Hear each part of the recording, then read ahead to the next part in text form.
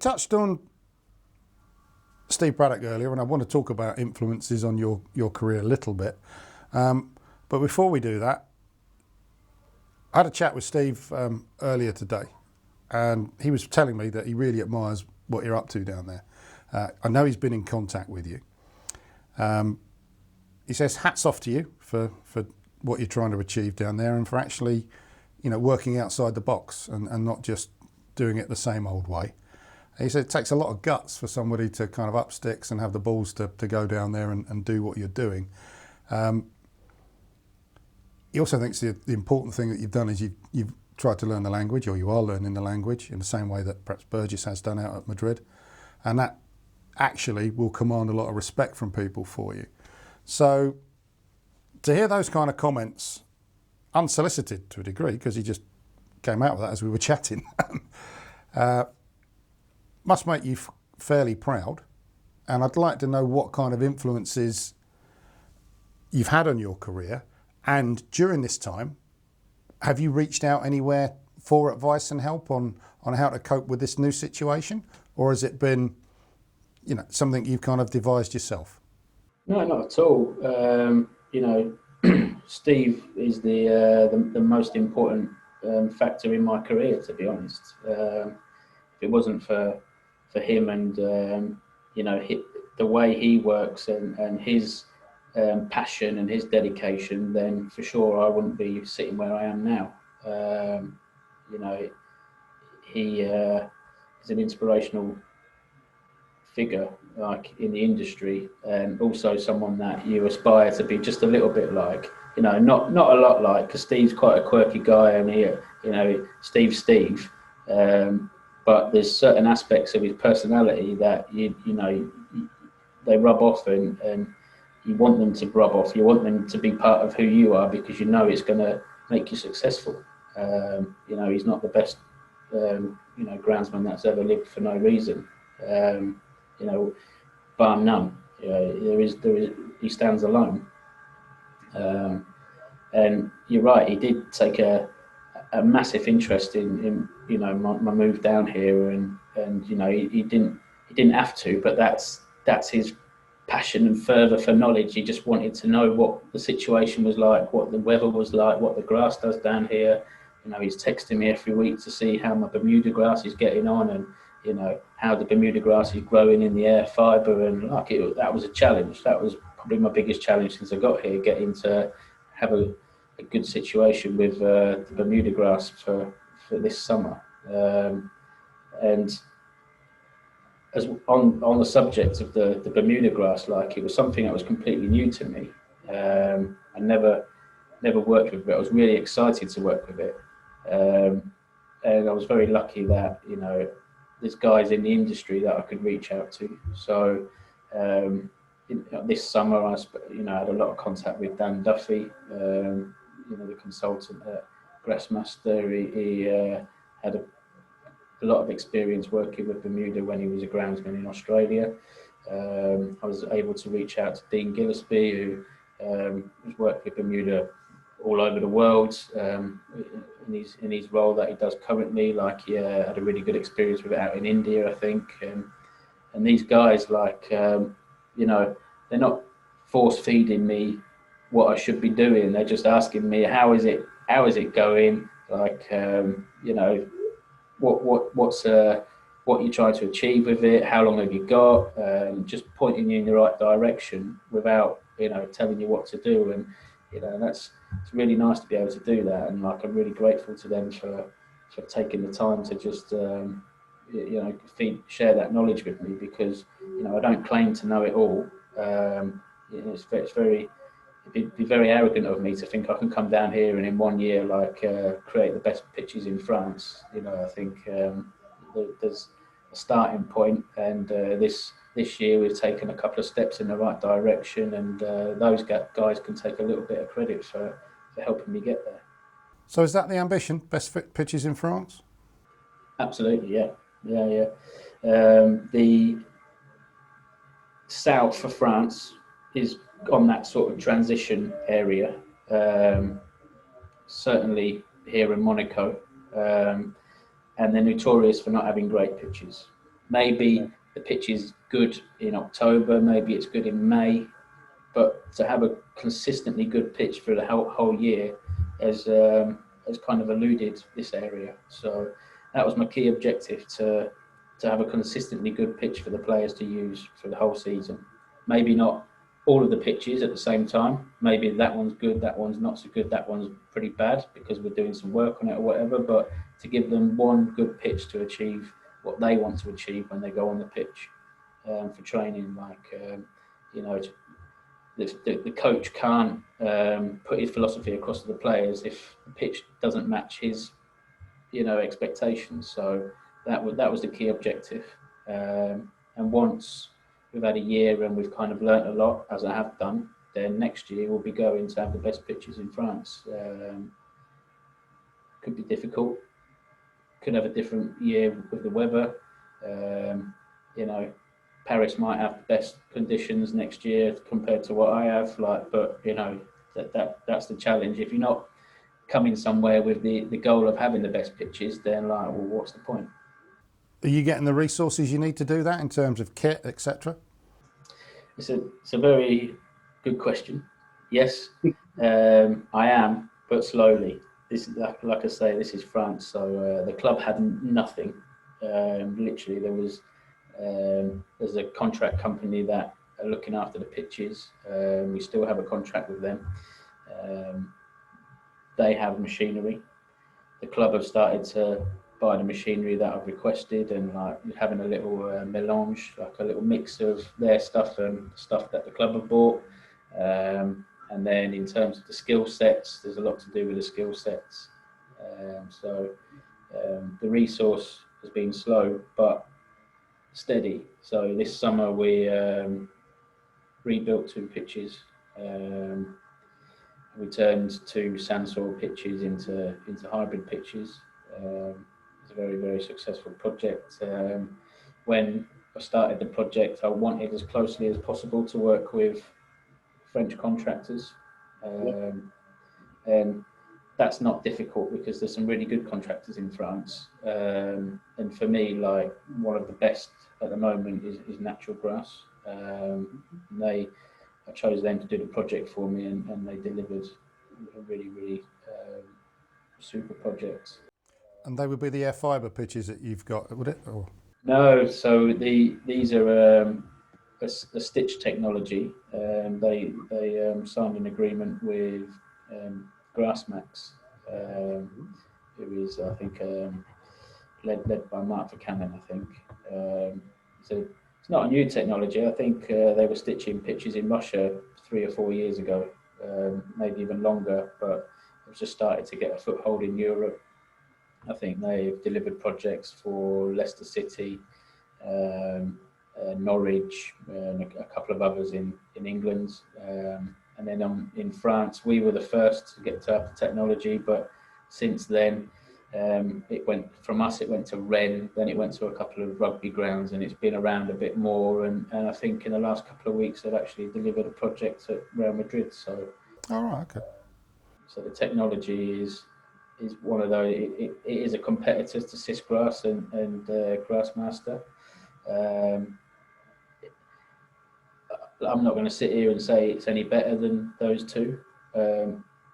I just had confidence in Natural Grass as the guys who were going to build the pitch, and they happened to be partnered with Grassmax. So on this occasion, it was Grassmax. If Natural Grass were partnered with your Grassmaster, then it probably would have been a Grassmaster pitch. Right? For me, it doesn't really make a difference. They're all super technologies. So the air fibre pitch that you've got, was that installed by Natural Grass under previous management, should we call it? That was installed in 2017, and that was a partnership between Parquet Sports and Natural Grass. So Parquet Sports did most of the work, most of the construction, and then Natural Grass did the final levels on the pitch.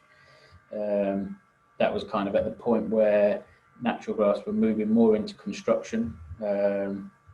They obviously had the technology, and they employed someone else to install it for them, and then they realised that actually they had some really good skill sets in their own team, and wanted to be responsible for every aspect of the project. So that I guess that was around that time. So we have got 1.5 air fibre pitches here, which for me is a good technology in these because it retains the moisture better in the profile. So we certainly don't have to water as regularly. When I got here, I couldn't believe that we didn't have any rain, and we were watering the pitch only for training. There was no watering to top up the root zone. It was, the moisture levels were always good. So I just timed the water to go when the players came out, and that would be the cycle for that day, that week, whatever. So it's a technology that gets a lot of criticism. It gets a lot of criticism because it is more difficult to maintain than a sand soil pitch, and they were installing these pitches in France in place of sand soil pitches with for groundsmen who had no experience to look after. So as a result, there was issues with them. It wasn't down to the technology; it was down to the skill sets of the people that were looking after them. And then consultants would come from the UK or Ireland or wherever, and they would not understand the technology and would almost say that it can't work and it's not a good solution. And I think that's a very short-sighted view. I think it's got its merits, and if you don't like something, then just don't work with it. Don't pan it and criticise it. It's not the way. You're into your 9th month now down there, aren't you? Because I think you pretty much started straight after Christmas, didn't you? Yeah, 2nd of January. You've had to deal with COVID. So has that held you back at all in terms of the plans and keeping you on track for your vision of where you want to be? Initially, it actually helped me because the COVID came along and the club shut down and everywhere in France shut down, and I managed to get out of France on the last flight home effectively because I didn't want to be stuck in my apartment on my own, not able to go out. I mean, the club had said, you won't be able to come to work. You're on partial unemployment effectively. Right. So I flew home to England and I was there for a few weeks. And while I was there, it was complicated because I was trying to get answers from the club in terms of what was going on, and nobody knew, so nobody would talk to me.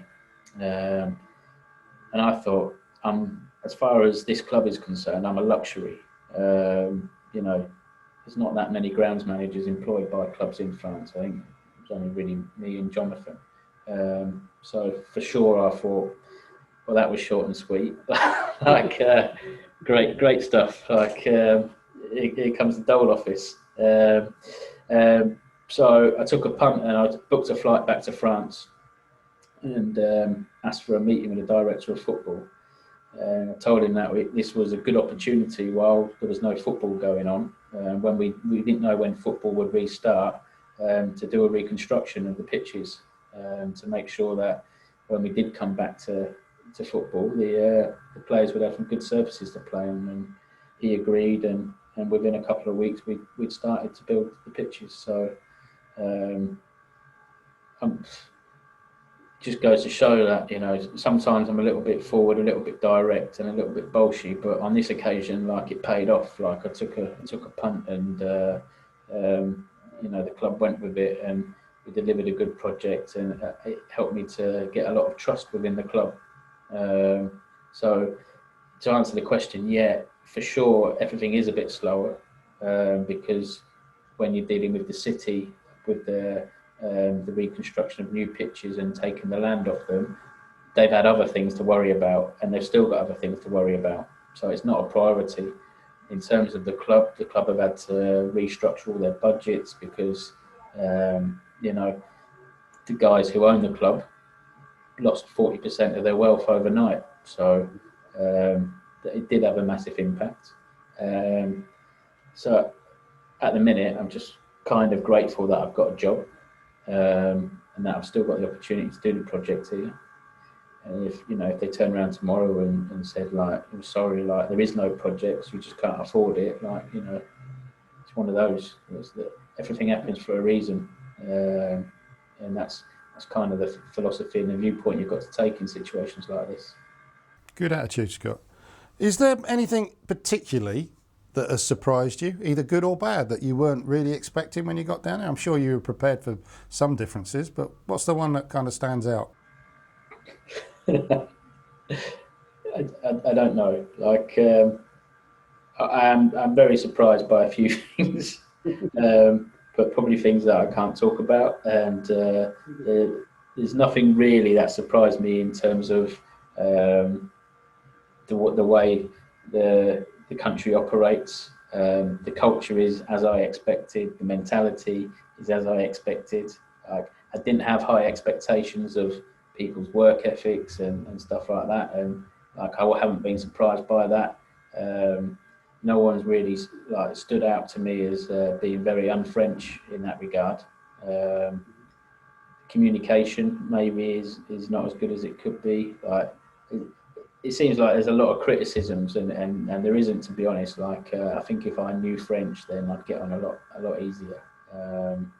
But no, nothing's really surprised me. I knew what I knew what I was getting myself in for, and I wanted to get myself into this situation because one thing I'm not renowned for is diplomacy, and one thing that you need to have to be successful in any role in France is diplomacy.